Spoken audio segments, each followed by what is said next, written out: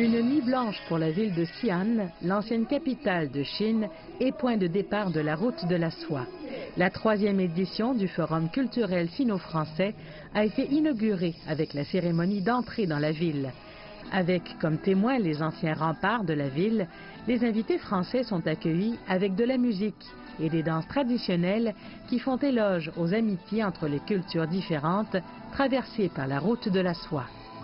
Moi, je crois beaucoup à l'échange d'expertise, au fait de voyager, que des jeunes Français, des artistes français viennent en Chine, passer quelque temps, et qu'à l'inverse, des artistes chinois et des jeunes Chinois aillent en France, qu'ils restent un certain temps pour se parler. Il faut que notre coopération se développe sur le dialogue direct entre les citoyens.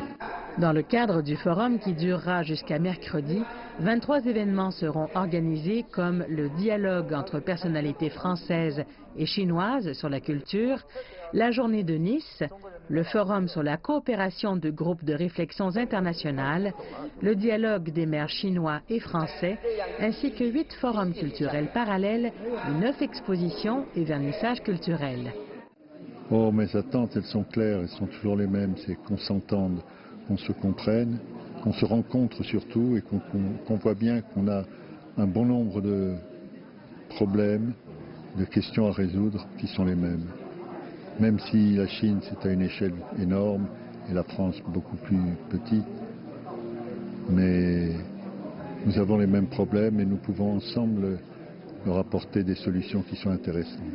Aujourd'hui, on est rentré dans des choses plus émotives et pas forcément de grands projets, mais des choses plus concrètes du tous les jours.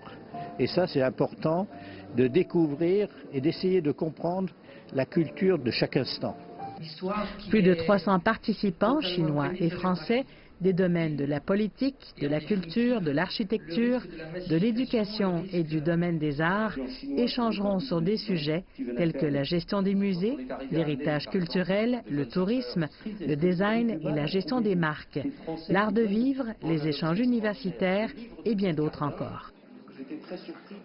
Travaillant donc main dans la main à mobiliser l'immense potentiel de la culture, à entraîner les peuples chinois, français, européens et des différents pays du monde pour créer de concert un meilleur avenir pour l'humanité tout entière.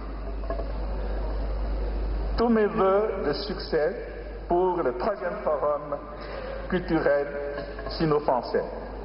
Ce qui est très important dans l'échange entre notre civilisation et la civilisation chinoise, c'est comme dit le philosophe français François Julien, c'est l'examen de nos écarts. C'est nos différences de pensée qui sont riches, qui sont fertiles, quand ces différences génèrent chez les uns et les autres du respect. Le forum, co-organisé par l'Association des anciens étudiants chinois en Occident et la Fondation Prospective et Innovation, a pour objectif de créer une plateforme de dialogue de haut niveau portant sur des questionnements culturels et d'autres sujets d'intérêt entre les personnes du monde culturel français et chinois, d'approfondir les échanges culturels et les coopérations entre les deux pays et de construire une communauté à l'avenir partagé.